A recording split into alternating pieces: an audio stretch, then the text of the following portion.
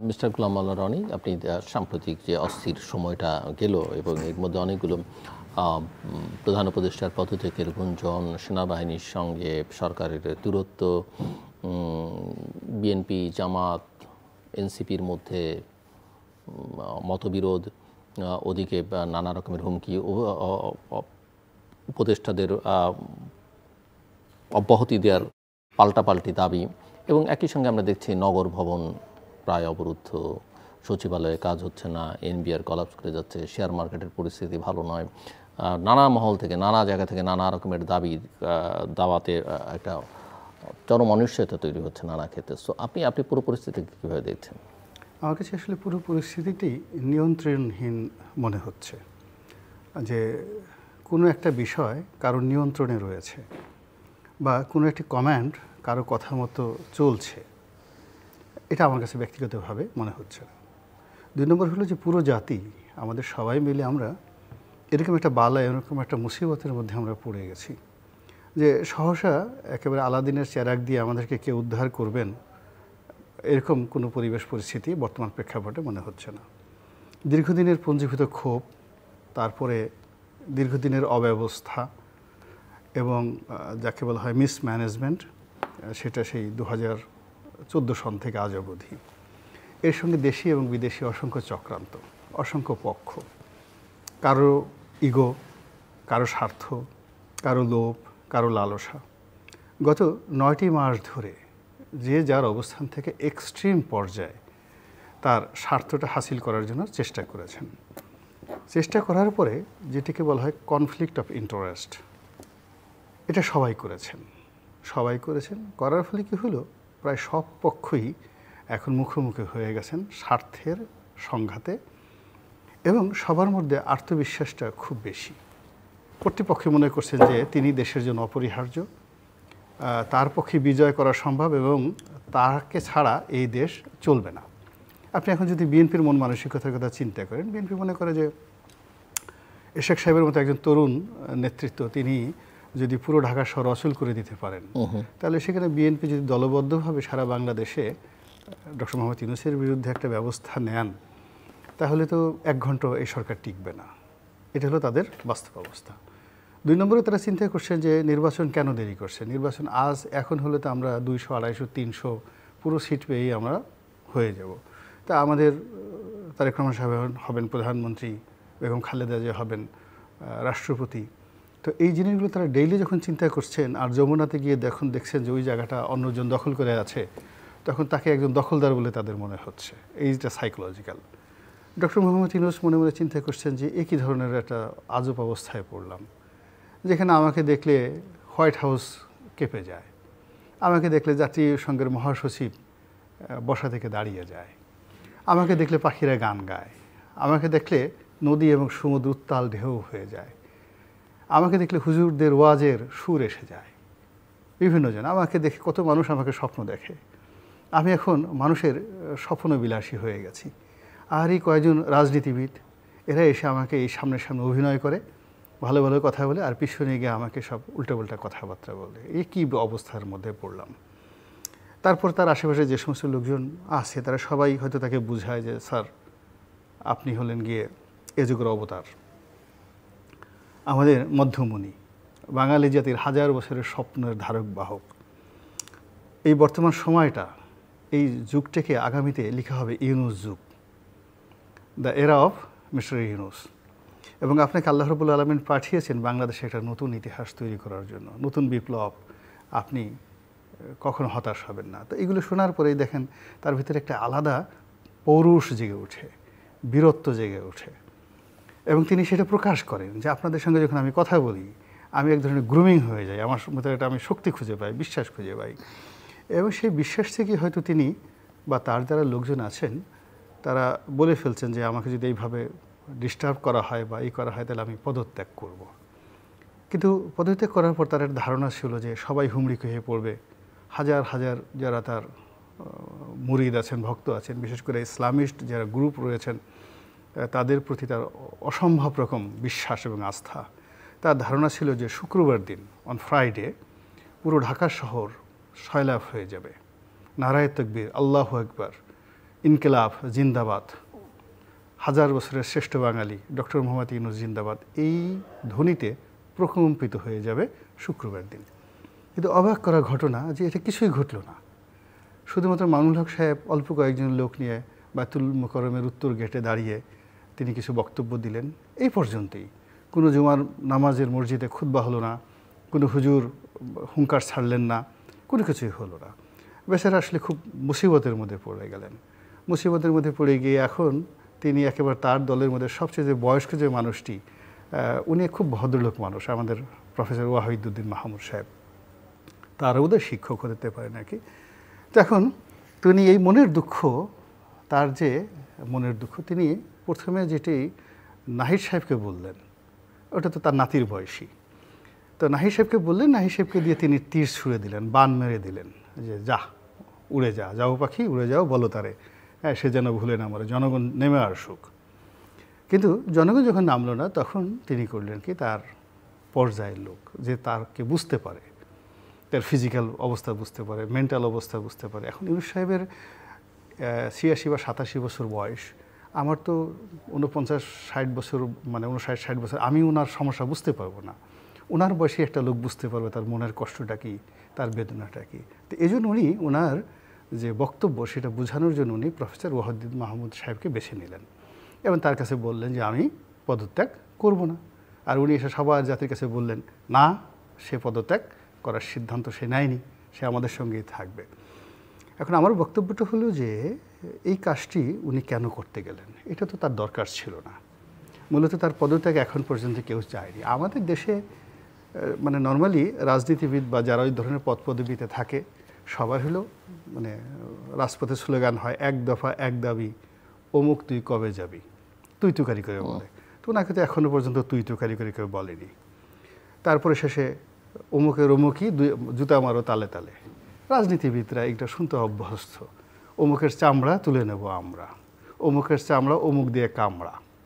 এগুলো সব ঢাকা বিশ্ববিদ্যালয় এই রাজনীতি বিষয়ে প্রাইম মিনিস্টার খালেদা জিয়া হোক, বঙ্গবন্ধু হোক, জিয়াউর রহমান হোক, তাদের বিরুদ্ধে কিন্তু এই ধরনের স্লোগান, এবং সেটা সহ্য করেই তারা কিন্তু রাজনীতি করে গেছেন। এখন সিআরটা তো basically it's a political post, and ওখানে কেউ বলবে অমুকের দুই গালে জুতো মারে তাহলে তালে, তারপর শেষে অমুকের চামড়া অমুক দিয়ে কামড়া, তারপরে তাকে নামা, মারবো, কাটবো, এই সমস্ত কথা বলে। কিন্তু আমার কাছে তো এখনও পর্যন্ত বাংলাদেশে ওনাকে নিয়ে কেউ অশ্লীল, অশ্রাব্য, অভদ্র এই ধরনের কোনো কথাবার্তা বলেননি।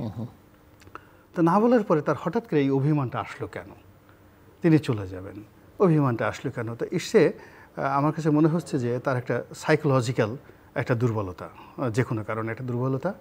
বয়স হলে মানে মানুষের একটা অভিমান হয়ে যায়। যখন আপনি দেখবেন যে বুড়া বুড়ি যখন আমাদের ৮০ বছর ৮৬ বছরের গ্রামে যদি আপনি গিয়ে দেখেন বুড়া বুড়ি ঝগড়া করে, কোনো কারণ নেই, বিনা কারণে এরকম বুড়া বুড়ি বসে বসে সারাদিন ঝগড়া করছে, তাদের মধ্যে কোনো স্বার্থ নাই, কিছু নেই, ঝগড়া করে। একটা নির্দিষ্ট এজ পরে মানুষের অভিমান চলে আসে। তো ওনার সেই ধরনের কোনো অভিমান এলো কি না বা এই কারণে কি না, এটা ওনার যারা কাছের লোক সেটা বুঝতে পারবে, কেন কোনো এরকম একটা ঘোষণা দেওয়ার মতো কোনো ঘটনা ঘটেনি। সেকেন্ড থিং হলো, উনি যদি অভিনয় করার জন্য, নাটক সৃষ্টি করার জন্য এই কাজটা করে থাকেন, দ্যাট ইজ এ ব্লান্ডার। রাজনীতিতে আসলে নাটক হয় না, রাজনীতিটা হলো অ্যাবসলিউটলি ডাইরেক্টিভ, একদম ডাইরেক্টিভ। আপনি মানে আমি বিজয়ী হব, আপনি পরাজিত হবেন, আমি বেঁচে থাকবো, আমার প্রতিপক্ষ আমি আশ্রয় দেবো, আমার অধীনস্থ থাকবে, নচেত he has to go to jail or he has to die, তাকে মরতে হবে। এখানে কোনো নাটক সিনেমার কোনো জায়গা নেই। তো উনি এই কাজটা কেন করতে গেলেন? ২ নম্বর হলো যে তার যে জীবনের ক্যারিকেচার, মানে সেইভাবে আসলে তিনি তো কখনো অভিনয় করেন নাই, সিনেমাতেও করেন নাই, মঞ্চ নাটকও করেন নাই, এমনকি কোথাও কোনো দিন কবিতা আবৃত্তি করেছেন বা গ্রামে কোনো, ওই যে আমরা ছোটোকালে বলে আপনাদের সবাই একটু অভিনয় করে, কিন্তু ডক্টর মোহাম্মদ ইউনূস কোথাও অভিনয় করেছেন আমার সেটা জানা নাই। ফলে এই জিনিসগুলো আসলে ওনার সাথে মানায়নি। ফলে কি হলো, উনি অভিনয় করে হোক আর অভিমান করেই হোক এই কথাগুলো বলে ফেলছেন, এটা তার জন্য একটা শনির দশা হয়ে গেছে।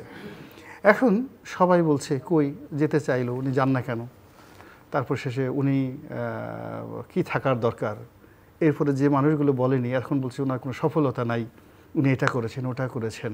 মানে এখন যে সকল আলাপ আলোচনা হচ্ছে এটা আসলে ডক্টর মোহাম্মদ ইউনূসের জন্য খুবই এমব্রাসিং, এবং এখন যে সকল বিষয়াদি আসছে এবং গত শনিবার থেকে আজ অবধি মানে ওনার এই ঘোষণার পরে আবার সেই ঘোষণা উইথড্র করার পরে যে সকল ঘটনা একটার পর একটা ঘটে যাচ্ছে সারা বাংলাদেশে, তাতে করে কিন্তু সন্দেহ বাড়ছে, অবিশ্বাস বাড়ছে।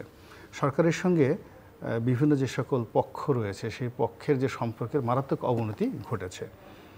উত্তরপাড়া বলেন, ক্যান্টনমেন্ট বলেন, সেনাপ্রধান বলেন, তার সঙ্গে যে একটা কন্ট্রাডিকশন, এতদিন এটা মনে মনে ছিল, এটা এখন ওপেনলি এটা নিয়ে আলাপ আলোচনা হচ্ছে। সুপ্রিম কোর্টের সঙ্গে এই সরকারের সম্পর্ক, সুপ্রিম কোর্টের কিছু রেফারেন্স নিয়ে, সরকারের বৈধতা নিয়ে যে বিষয়গুলো, এগুলো সব মনে মনে ছিল, এখন এগুলো সব প্রকাশ্যে চলে এসেছে। বঙ্গভবনের সাথে তার সম্পর্ক প্রকাশ্যে চলে এসেছে। সচিবালয় যে ধরনের কথা আপনি বললেন, যে সচিবালয় এখন কার্যত অচল। এনবিআর আপনার যদি জুন মাসে আমাদের দিতে হয়, যাকে বলা হয় বাজেট দিতে হয়, তাহলে সেখানে এই যে গত কয়েকদিনে যে আপনার রেভিনিউ কালেকশন, এমনি এই বছর অ্যাটলিস্ট 25 to 30% বিগত বছরের সাথে কম হয়েছে। আর এই কদিনের যদি আরও 20 থেকে 30 হাজার কোটি টাকা কম আসে, আর ইতিমধ্যে 15,000 কোটি টাকা কিন্তু এই এক সপ্তাহের মধ্যে শেয়ার মার্কেট থেকে বের হয়ে গেছে। তো এখন সব মিলিয়ে যদি এই 2 মাসের মধ্যে 1 লক্ষ কোটি টাকা ডেপ্রিসিয়েট হয় ন্যাশনাল বাজেটে বিগত মানে চলমান অর্থ বছরে, এটা উনি সামাল দিতে পারবেন না। তো উনি একজন অর্থনীতিবিদ, এর মধ্যে এই যে 9 মাস যাবত হয়েছে 1 টাকা ফরেন ইনভেস্টমেন্ট আসেনি, ডাইরেক্ট ইনভেস্টমেন্ট আসেনি। তো এই সব মিলিয়ে এই সমস্যাগুলো উনি কেন এই অভিনয়টা করতে গেলেন, এই জিনিসগুলো কেন করতে গেলেন? আগে তো ওনার বোঝা উচিত ছিল যে আমি একটা লাভ দেবো, আমি একটা কথা বলবো, তো আমার সাথে জনগণের রাস্তায় নেমে আসবে। এই বিষয়গুলো এই বয়সে তো আসলে তাকে কেউ শেখাতে পারবে না যদি তিনি নিজে না শেখেন। আপনি বিএনপি প্রফেসর মোহাম্মদ ইউনূস প্রসঙ্গে বলছিলেন, আরও শক্তিশালী বা আলোচিত দুই প্লেয়ার আছে, সেটা বলাই ভালো। এনসিপি এবং জামাত, তাদের ভূমিকায় কি দেখেন আপনি? এবারে তারা কি চাইছে বলে মনে হচ্ছে? জামাত ঐতিহাসিকভাবে যে কাজটা করে সেটা হলো, সে প্রথম থেকে, সে ব্রিটিশ আমল থেকে তারা সবসময় যারা ক্ষমতায় থাকে তাদের সঙ্গে কমপ্লাই করার চেষ্টা করে, এবং এটা তাদের যে রাজনৈতিক অভিলাষ এবং তাদের যে রাজনীতির যে শুরুটা, সেটা হলো প্রয়োজনের জন্য, রাষ্ট্র পরিচালনার জন্য যোগ্য ম্যান পাওয়ার তৈরি করবে। এটাই ছিল মাওলানা আবুল আলা মওদুদির মূল মটো এবং থিম, যে জামাত এরকম একটা আদর্শ, একটা ট্রেনিং সেন্টার, যেখান থেকে যোগ্য সৎ লোক নেতৃত্ব তৈরি হবে, যারা কিনা দেশ পরিচালনায় কার্যকর ভূমিকা রাখবে, এবং তারা প্রয়োজনে কংগ্রেসে ঢুকে যাবে, মুসলিম লীগে ঢুকে যাবে, যে কোনো দলে ঢুকে যাবে। এই যে থিম, সেখান থেকে গোলাম আজম সাহেব যখন বাংলাদেশে তার যে রাজনীতিটা শুরু করলেন, যে রাষ্ট্র ক্ষমতায় আসতে হবে, এটা মূল স্পিরিট থেকে, মাওলানা আবুল আলা মওদুদি সাহেবের যে মূল স্পিরিট বা জামাতের মূল স্পিরিট থেকে এটা আলাদা একটা যাকে বলে থিওলজি নিয়ে তারা এগোতে থাকে। এখন যেটা হচ্ছে যে এই যে একটা রাজনৈতিক দল হিসাবে তারা যে কাজগুলো করবে বাংলাদেশে, এই কাজগুলো করার জন্য স্থান কাল পাত্র ভেদে তাদের যে অভ্যাস, রুচি, যা কিছু করা দরকার, পরিবর্তন করা দরকার, এটা তারা আগেও পারেনি, এখনও পারেনি। তো তারা ক্ষমতায় আসতে চায়, হজরত উমরের মতো একটা শাসন ব্যবস্থা তারা এস্টাবলিশ করতে চায়, তারা বাদশাহ হারুন আর রশিদের মতো বা সুলতান সুলেমানের মতো একটা সাম্রাজ্য প্রতিষ্ঠা করতে চায়, এবং জামাতের আমিরুল মুমিনিন হতে চায়। এটা হলো বাস্তবতা।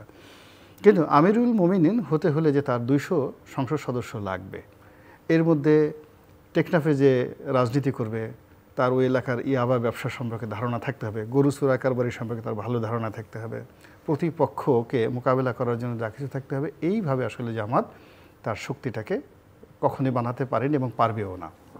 কেননা জামাতে যারা আসে মাদ্রাসা লেভেল থেকে আসে, মধ্যবিত্ত লেভেল থেকে আসে, নম্র সম্র ভদ্রলোক মানুষ, এরকম যারা আসে, রাফ অ্যান্ড টাফ না। ফলে তারা যে কাজটা করেছে সবসময় ক্ষমতা কেন্দ্রিক তারা এই কাজগুলো করেছে, এবং সেই কাজ করতে গিয়ে তাদের যথেষ্ট ক্ষতি হয়েছে, সবসময় ক্ষতি হয়েছে। এবং প্রতিবারই ক্ষমতার সাথে থাকার কারণে যখন তারা ক্ষমতা চলে গেছে, এই দলটার উপর একটা জাতা আসছে, একটা চাপ আসছে, প্রেশার আসছে। তো এখন এই সময়টা তো জামাত ইতিহাসের সবচেয়ে একটা সুসময় তারা পেয়েছে। পাওয়ার পরে এবং জামাত এই সময়টাতে, এই সুসময়টা পেয়ে তারা তাদের এই দীর্ঘদিনের যত সফলতা, যত প্রস্তুতি, সবই তারা এই মাঠে প্রদর্শন করেছে। এখন জামাত পুরো ফেজ অফ হয়ে গেছে। জামাতের চরিত্র কী, তার চেহারা কেমন, আকাঙ্ক্ষা কেমন, আচরণ কেমন, কি চায়, কি হতে চায়, কারা কারা করে, মানে এখন কোনো জামাতের গোপন কোনো কিছু নাই, ইট ইজ ওপেন।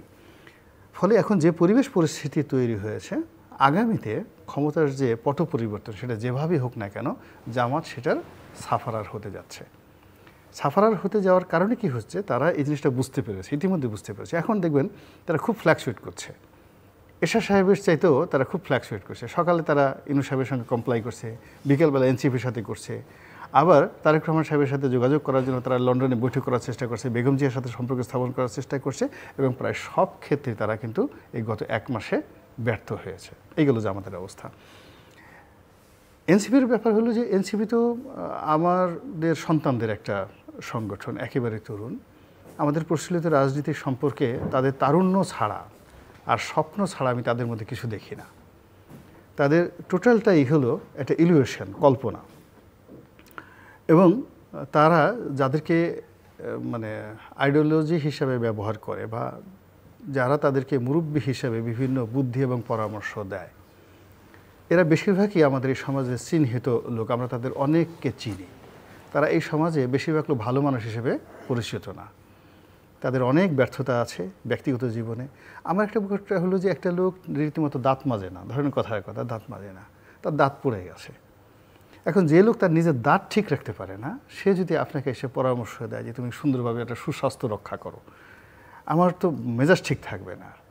একটা লোক দেখা গেল যে তার জীবনে সে একদম পারিবারিক জীবন নেই, সংসার নেই, ছেলে মেয়ে নেই, ছেলে মেয়ে হয়নি, অমানুষ হয়েছে। এখন সে পুরো একটা জাতি গঠনের জন্য পুরো জাতিকে একটা কথাবার্তা বলছে। ইট ইজ ভেরি ইম্প্র্যাকটিক্যাল, এটার কোনো বাস্তবতা নাই। এখন এই যে ছেলেরা আসছে, তারা একটা বিজয়ী তারুণ্য, সেই তারুণ্যের সঙ্গে তাদের স্বপ্ন আছে, তাদের গায়ে শক্তি আছে এবং প্রচণ্ড রকম একটা গতি আছে। এই 3টা জিনিস তাদের আছে। কিন্তু এর সঙ্গে দক্ষতা, অভিজ্ঞতা এবং রিসোর্স, অর্থ, এই 3টা সংযোগ যদি না ঘটে, কখনো এই ধরনের তারুণ্যের যে আন্দোলন বা বিজয় কখনো হয় না। ফলে কি হলো, তারা তাদের যতটুকু করার সেটা তারা করেছে আপ টু সেপ্টেম্বর অক্টোবর পর্যন্ত। তারা সেপ্টেম্বর অক্টোবর পর্যন্ত বাংলাদেশে স্বপ্নের পুরুষ ছিল, আমরা সবাই তাদেরকে মেনে নিয়েছি।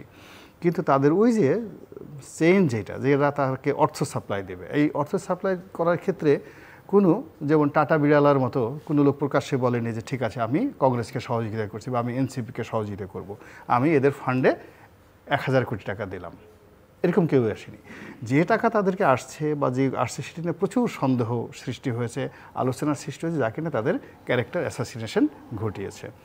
2 নম্বর হলো যে তাদের এই তারুণ্যকে যারা ব্যবহার করেছে, তাদেরকে দিয়ে তাদের যে অধিক্ষেত্র আছে, যেটা তাদের করা ঠিক নয়, করণীয় নয়, এমনকি যেটা তাদের পক্ষে সম্ভব নয় করা, সেই জিনিসগুলোর দিকে তাদেরকে ঠেলে দেওয়া হয়েছে। ফলে পুরো এনসিপির যে প্রজেক্টটা, পুরো এনসিপির প্রজেক্টটা এখন একটা ব্যর্থ প্রজেক্টে যাকে বলা হয় পরিণত হয়েছে। এবং এখান থেকে তাদেরকে আবার ফিরে মানে সেই সাবেক অবস্থায় যাওয়া, জাতিকে কোনো কিছু দেওয়া, এটা তো সম্ভবই নয়। বরং এখানে যারা সংযুক্ত হয়েছে, বিভিন্ন শ্রেণী পেশার অনেক লোক এনসিপিকে কেন্দ্র করে ইতিমধ্যে সংশ্লিষ্ট হয়ে গেছেন।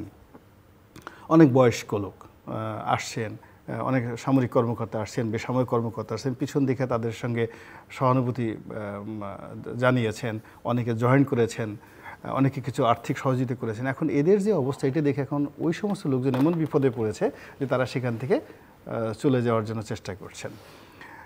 3 নম্বরে যেটা আসছে যে ডক্টর মোহাম্মদ ইউনূসের সঙ্গে এনসিপির যে সম্পর্কটা, এই সম্পর্কটা নিয়েও কিন্তু যথেষ্ট কথাবার্তা হচ্ছে। আমাদের সমাজে যে জিনিসটা আছে, বৈধতা বলে একটা জিনিস আছে। রাজনীতি একটা সোশ্যাল কন্ট্রাক্ট, সামাজিক চুক্তি, এবং যেখানে একটা চুক্তি হয় সেখানে ওপেন চুক্তি। তো এখন সবাই যেটা বলছে, it is won by doctor Mohammad Yunus.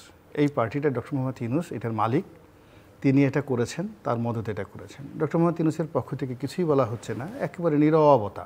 কিন্তু তিনি বা তার যারা আপনজন, কাছাকাছি লোক, তারা এমন একটা ভাবসাব দেখাচ্ছেন যে সারা দুনিয়া একদিকে, এনসিপি একদিকে। এমনকি গুরুত্ব প্রদানের ক্ষেত্রে, সম্মান প্রদর্শনের ক্ষেত্রে, প্রেফারেন্স দেওয়ার ক্ষেত্রে এনসিপি এবং তাদের যারা নেতৃবৃন্দ, তারা ডক্টর মোহাম্মদ ইউনূস এবং তার সরকারি অফিস সমূহে যে সকল প্রোটোকল পাচ্ছে, সেটা বিএনপির যারা লোকজন আছে তারাও সেই জিনিসগুলো পাচ্ছেন না। এইগুলো নিয়ে সমাজে ডক্টর মোহাম্মদ ইউনূস এবং এনসিপি তাদেরকে নিয়ে খুবই নেতিবাচক আলাপ আলোচনা হচ্ছে। আলাপ আলোচনা হওয়ার পরে আমাদের এই মুহূর্তে যে সরকারের যে মূল যে শক্তি, সেই শক্তিটা হলো আমলাতন্ত্র, দ্য মিলিটারি এবং সিভিল ব্যুরোক্রেসি এবং তার সাথে সাথে পুলিশ প্রশাসন। এই পুলিশ প্রশাসন খুবই বিরক্ত, মিলিটারি বিরক্ত, তারপরে সিভিল অ্যাডমিনিস্ট্রেশন বিরক্ত। এখন এই এনসিপির ছেলেরা তারা ডিসি ট্রান্সফার করতে যাচ্ছে, এমনকি বিচারক যারা তারাও খুব বিরক্ত। বার এবং বেঞ্চে এরকম অনেকগুলো ঘটনা ঘটছে উপজেলা শহরে, জেলা শহরে, যেগুলো ওইভাবে পেপার পত্রিকা আসে নাই। কিন্তু আপনি যদি কোনো একটা ডিস্ট্রিক্ট জাজের সাথে কথা বলেন, এডিশনাল ডিস্ট্রিক্ট জাজের সাথে কথা বলেন, সিজিএমের সাথে কথা বলেন, আপনি দেখবেন যে তারা ভীষণ রকম বিরক্ত। এখন এই জিনিসগুলো তৈরি হয়ে গেছে এনসিপিকে নিয়ে, এবং তার ফলে কি হলো কি যে এদের যে সম্ভাবনাগুলো ছিল সেই সম্ভাবনাগুলো এখন রীতিমতো বুমেরাং হয়ে গেছে তাদের জন্য বুমেরাং হয়ে গেছে, এবং সেই বুমেরাং ডে বাই ডে বাড়তে থাকবে। এই হলো এনসিপি সম্পর্কে আমার মন্তব্য। মিস্টার রনি, আপনি কি ভিজুয়ালাইজ করতে পারেন সামনের দিনগুলো, যে ডিসেম্বরে নির্বাচন হবে কি না, না জুনে হবে, না এরা দীর্ঘদিন কন্টিনিউ করবে, না এই সরকার ডিসেম্বরের মধ্যেই আরেকটা পরিবর্তন দেখতে পাবো আমরা? প্রথমত এখন যে সময়টা যাচ্ছে খুব দুর্বিষহ সময়, দুঃসহর সময়, এভাবে আসলে চলতে পারে না। প্রথমত আপনাকে বুঝতে হবে যে আপনি ধরেন এই যে এখন কুরবানির ঈদ যাচ্ছে, তো এই কুরবানির ঈদকে কেন্দ্র করে বাংলাদেশের অ্যাটলিস্ট 1 কোটি পরিবারের যারা কিনবে, যারা বিক্রি করবে, সেখানে রীতিমতো হাহাকার বিরাজ করছে। আপনি গিয়ে দেখেন গরুর হাটগুলোতে একটা গরু বিক্রি হচ্ছে না। গত বছর যে গরুটার দাম ছিল 1.5 লক্ষ টাকা, 2 লক্ষ টাকা, এই বছর 1 লক্ষ টাকাও সেই গরুগুলো বিক্রি হচ্ছে না। গরুর ব্যাপারীদের কান্না, খামারিদের কান্নায় পুরো অস্থির, এবং সবাই বলছে যে শেখ হাসিনা গেছে, সব টাকাগুলো নিয়ে গেছে। এখন মানুষের হাতে টাকা নিয়ে কিনতে পারছে না। একটা রাজনৈতিক সরকার বা চেয়ার, তাকে বুঝতে হবে যে এই জনগণের কান্নাটা কেন সেই জনগণ এই কান্নাকাটি করছে। অর্থাৎ এই যে এখানে যে 50 লাখ লোক মানে এই মুহূর্তে কান্নাকাটি করে, যে কান্নাটা যমুনাতে পৌঁছাচ্ছে না, দিস ইজ দ্য লো ফল। আপনি সচিবালয়ের যে ঘটনাগুলো ঘটছে, আগে তাদের সমস্যাটাও বুঝতে হবে। এখন তাদের সমস্যাটা সমাধান করার জন্য যদি নাহিদ যায়, সার্জিস যায়, কিংবা আসিফ যায়, হবে না তো। এখানে তাদের সমস্যার সমাধান করার জন্য সিভিল সার্ভিসের ওই ধরনের লোক লাগবে, তারা এইভাবে এখানে প্রবলেম করছে। এনবিআরও ঠিক সেম অবস্থা। মূলত আইএমএফকে কমপ্লাই করার জন্য, আইএমএফের সাথে মানে একটা সম্পর্ক স্থাপক, তাদের লোন আনার জন্য তারা এই সময়টা, তারা ক্রিটিক্যাল মুভমেন্টে এনবিআরে এই কাজটা তারা করতে গেছে। তো এইভাবে তারা একটার পর এক যে সমস্যাগুলো তৈরি করে ফেলেছে, এই সমস্যাগুলো সমাধানের কোনো গাণিতিক সময় নেই। অলৌকিকভাবে যদি আকাশ থেকে বজ্রপাত হয়, অর্ধেক লোক মারা যায়, সামনে বন্যা আসতেছে, বন্যা হওয়ার পর পুরো দেশ ভেসে গিয়ে দেখা গেল 18 কোটি মানুষ সেই ম্যালথাসের সূত্র অনুযায়ী 9 কোটিতে পরিণত হয়ে যায়, এটা একটা ডিজাস্টার। এবং তখন দেখা যাচ্ছে যে ইয়ানফসি নিজের যান বাঁচান, ওই ইউনুস আছে না কি আছে কেউ চিন্তা ভাবনা করবে না। কিন্তু নর্মাল ওয়েতে এই সরকারের এক একটা দিন যারা আছে তাদের জন্য খুবই অস্বস্তিকর এবং আমাদের জন্য অস্বস্তিকর। ফলে এখানে পরিবর্তনটা অসম্ভাব্য, মানে অসম্ভাবী, মানে পরিবর্তন হবেই। এই পরিবর্তনটা হবে। এখন এই পরিবর্তনটা যদি টুমরো হয় তাহলে সকল পক্ষের জন্য ভালো। এবং আমি আরও একটা কথা বলে রাখি, আমি কিন্তু আপনার এখানে বলেছিলাম যে শেখ হাসিনার যাওয়া অনিবার্য, থেকে যাবে, কিন্তু শেখ হাসিনায় গেলে এখন যে অবস্থা আছে তার চেয়ে খারাপ অবস্থা হবে। 2014 সনে আমি আপনাকে এই অনুসারে বলেছি।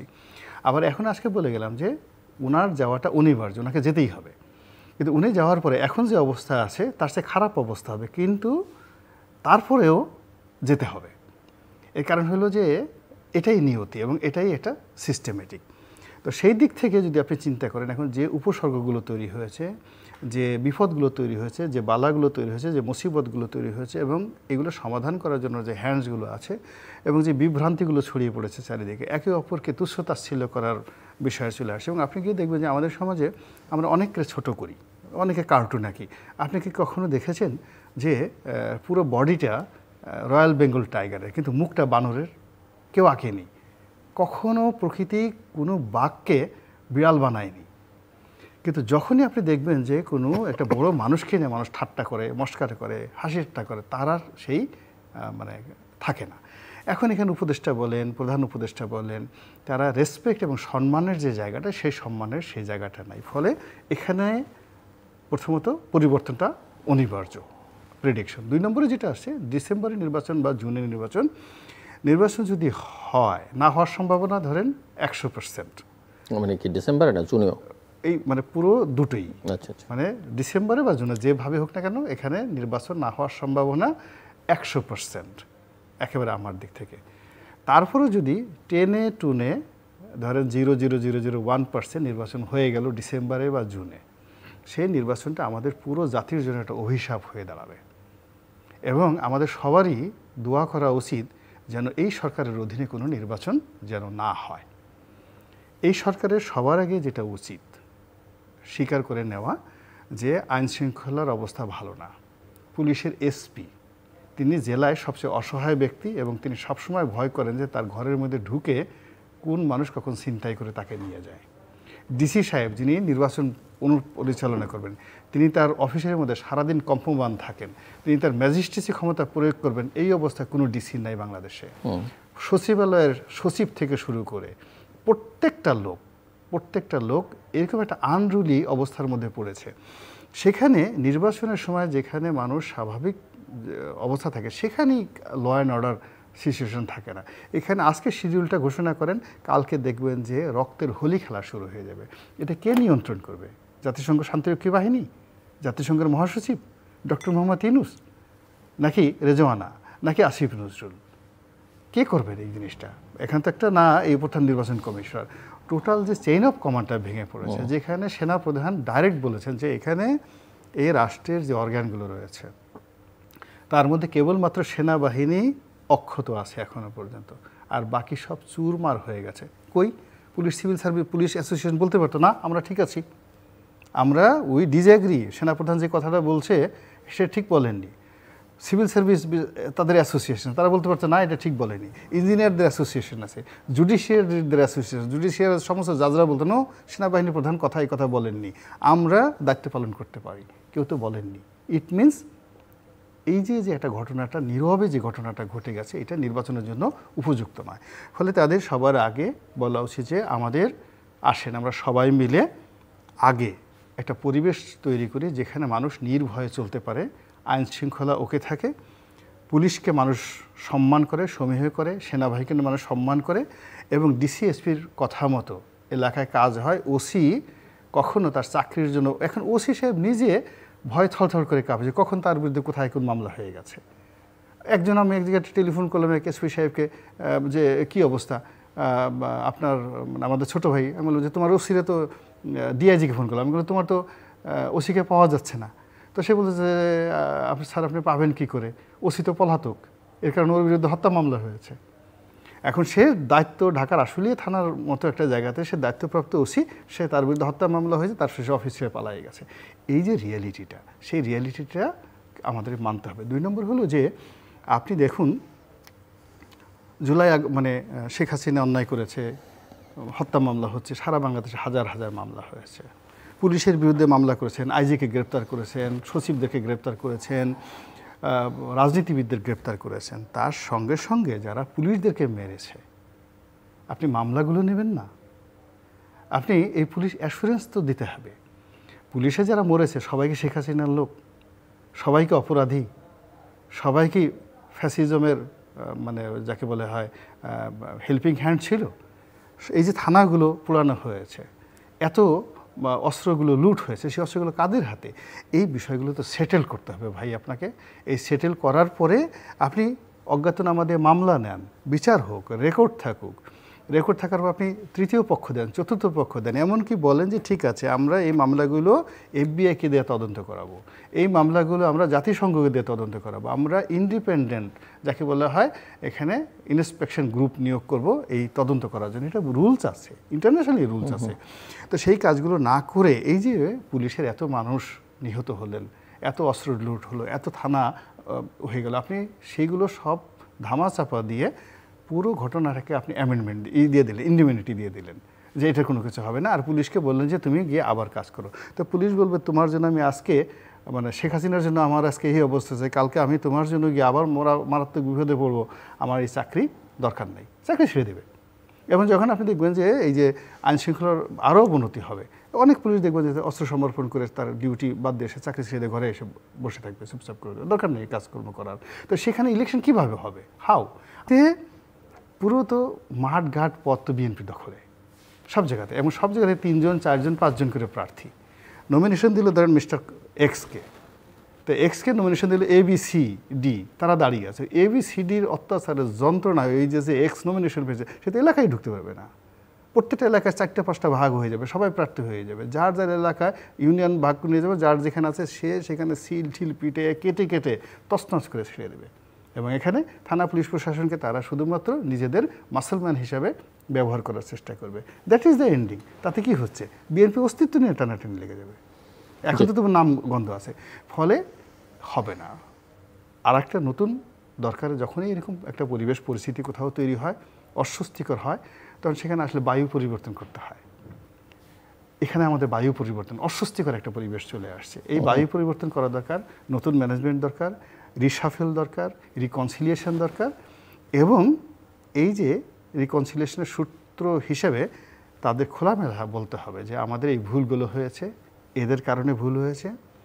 এবং ডক্টর মোহাম্মদ ইউনূস, আলী রিয়াজ সাহেব তারা যে কথাগুলো বলার চেষ্টা করছে যে আমরা জনগণকে জানাবো, তাদেরকে এখনই জানানো উচিত যে আমরা যে আইনশৃঙ্খলা রক্ষা করতে পারলাম না, ফেল করেছি, এই কারণে ফেল করেছি।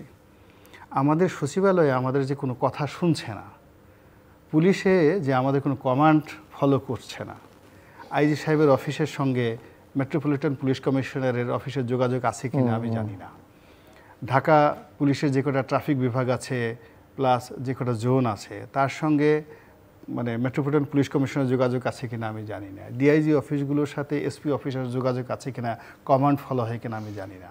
তো এই যে একটা অবস্থা সৃষ্টি হয়েছে, এটার পেছনে তো একটা কারণ আছে, এবং সেই কারণটা নিঃসন্দেহে ডক্টর মোহাম্মদ ইউনূস এককভাবে দায়ী না, সেই কারণটার জন্য এনসিপি দায়ী না, দেয়ার আর ম্যানি পার্টি। সেই কথাগুলো বলতে হবে। তো এখন যে অবস্থা চলছে, তারা যত দ্রুত সম্ভব বর্তমান সরকার একটা উপলব্ধি করে রিকনসিলিয়েশন করে জাতির কাছে যে কথা তারা বলতে চান সে কথাটা এখনই তাদের বলা উচিত। 1 2 নম্বর হলো যে ডক্টর মোহাম্মদ ইউনূসের একটা ডাইরেক্ট কথা যে আমি পারছি এবং আমি 2 বছর থাকবো, আমি এই করব, অথবা আমি পারতেছি না, আমাকে মাফ করেন, আমি বয়স্ক মানুষ, আমি এর আগে একবার ভুল করেছি, আমি দ্বিতীয়বার ভুল করলাম, আপনারা ডাকছেন তাই এসেছি এবং আমাকে মাফ করে দেন। ওনার হি শুড গো নাও। তারপর কি হবে না হবে সেটা পরের ব্যাপার। এই জিনিসগুলো স্ট্রেট ফরওয়ার্ড না আসলে, বিশ্বাস করেন ডক্টর মোহাম্মদ ইউনূস, আপনি দেখেন যেই কয়টা আওয়ামী লীগের বাড়ি ভাঙছে, যেই কটা এমপিদের বাড়ি ভাঙছে, যেই কটা সব কিছু ভাঙছে, প্রত্যেকটা লোক খালি খুঁজে খুঁজে আগামীতে কোন কোন বাড়ি ভাঙবে, প্রত্যেকটা বাড়ির দাগ নম্বর CS RS জরিপ করে প্রত্যেকটাকে সে নকশা তৈরি করে রাখছে। এই যে প্রতিহিংসা, আপনার এখানে আমি একদিন বলেছিলাম যেদিন বেগম জিয়ার বাড়ি ভাঙলাম, আমাকে এই সুধা সদন ভাঙবে, আপনাকে বলেছিলাম এই 32 নম্বর ভাঙবে, সেটা ভাঙছে। দেখেন আপনি দেখেন ওই যে খুঁজে খুঁজে যেভাবে গণভবন ভাঙছে, গ্রামীণ ব্যাংকের হেড অফিসে একটা ইটও থাকবে না, একটা ইটও থাকবে না। গ্রামীণ সারা বাংলাদেশে গ্রামীণ যে শাখাগুলো আছে আপনি একটা বালুকণাও খুঁজে পাবেন না।